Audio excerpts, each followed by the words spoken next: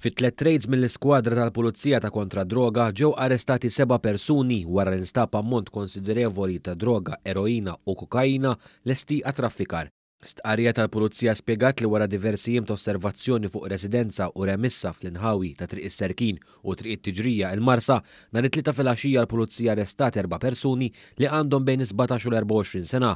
Fir-remissa fi Triq it-Tiġrija instabu qrata suspettati eroina u kokaina kif ukoll ammont sostanzjali ta' flus kontanti. Mill-istess post il-Pulizija konfiskat ukoll apparat elettroniku fosthom kameras tas-sigurtà u monitors, 3 karozzi tal-għamla BMW, Jaguar u Mercedes u ammont ta' Fuq il-post issejħu uffiċjali mid-Dipartiment tal-Ħarsien tal-Annimali hekk kif fir-remissa kien hemm żiemel ta' tiġrija u kelb pitbull. Frejt ieħor din id-darba f'residenza privata fi Triq is-Serkin, il-Pulizija sabet ukoll ammont konsiderevoli ta' droga, kokaina u eroina li wkoll kienet lesta biex tkun traffikata.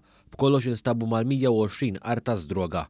L-4 persuni li ġew arrestati f'dawn l-istess raids tresqu l-qorti aktar kmien il-ħamis quddiem il-Maġistrat José De Micoli.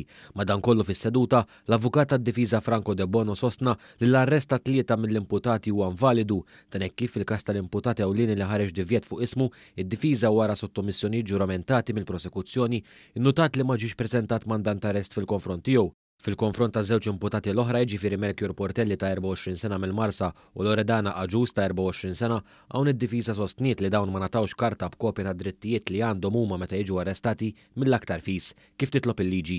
Għalhekk il-Maġistrat José De Micoli ordnat l-arrest ta' dawn it-3 imputati invalidu, affaċċjati bl-akkużi fost oħrajn ta' traffikar ta' droga u possess aggravat fost oħrajn, l-imputati kollha wieġbu mhux ħatja. Intant quddiem il-qorti f'każ separat ressaq ir-raba' imputat bl-isem ta' Luke Orsini li nqabad fir-rejd li l-Pulizija wettqet fir-remissa fil-Marsa. Hawnhekk l-arrest tal-akkużat mhix li possess aggravat ta' droga, kokaina u eroina u li huwa reċediv ġie ddikjarat li kien validu. Il-qorti laqgħet it-talba ħelsien mill-arrest ta' Orsini fuq diversi kundizzjonijiet u fuq depożitu ta' 1500 euro u garanzija personali ta' 8000 euro. Intant il-ħidma mill-Pulizija tal-Iskwadra ta' kontra droga issuktat l-4 wara nofsinhar fejn ġew arrestati 3 irġiel li għandhom bejn l-20 u 30 sena. One News għandu fidejh filmati esklusivi ta' rejd minnhom f'Ħalqormi u li qed jixxandar wara li twettqu r-raids. Il-Pulizija qalet li wara informazzjoni li l-irġiel kienu qegħdin jagħmlu użu minn vetturi differenti u li kienu fil-pussess ta' droga, il-Pulizija bdiet tissegwihom minn distanza sakemm twaffqu fi triq l-imdina Ħalqormi.